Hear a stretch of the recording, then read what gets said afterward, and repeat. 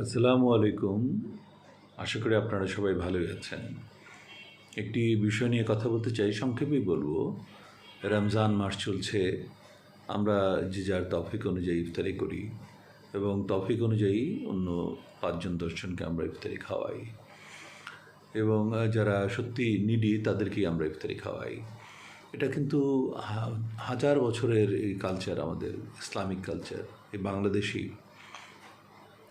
তো এবার খুব বিশেষ করে লক্ষ্য করা যাচ্ছে যে জনাব আমাদের নেতা অ্যাক্টিং চেয়ারম্যান জনাব তারেক রহমানের নাম ভাঙিয়ে বিভিন্ন জায়গা থেকে কিছু টুকটাক চাঁদা তুলে বিভিন্ন নেতারা তাদের ইফতার মাহফিল চালিয়ে দিচ্ছেন এবং বিএনপির নাম ভাঙিয়ে তারা চাঁদা তুলছেন।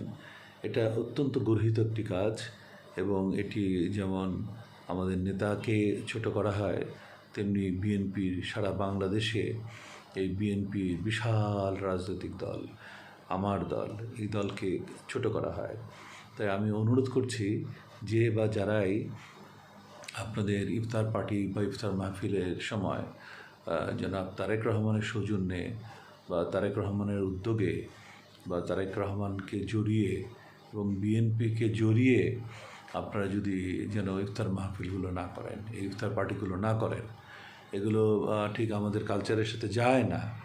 আপনারা খাওয়াবেন গরিব দুঃখী ভুকানাঙ্গা মানুষকে খাওয়াবেন, সেটা এক কথা, কিন্তু আপনি গরিব দুঃখী ভুকানাঙ্গা মানুষের নাম দিয়ে আপনার যারা কর্মী আছে,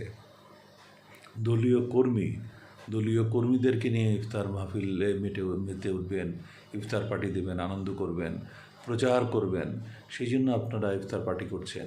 এটা অত্যন্ত খারাপ এবং আমি পার্টির দৃষ্টি আকর্ষণ করছি, অন্তত পার্টির নাম ভাঙিয়ে যেন কেউ এই ইফতার পার্টি না দেয়।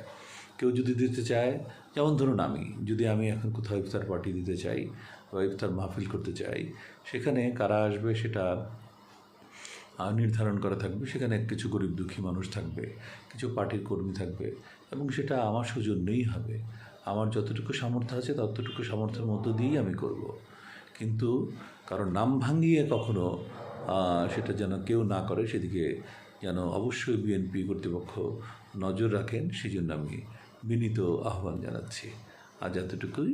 আপনারা সবাই ভালো থাকুন, সুস্থ থাকুন। আল্লাহ হাফেজ।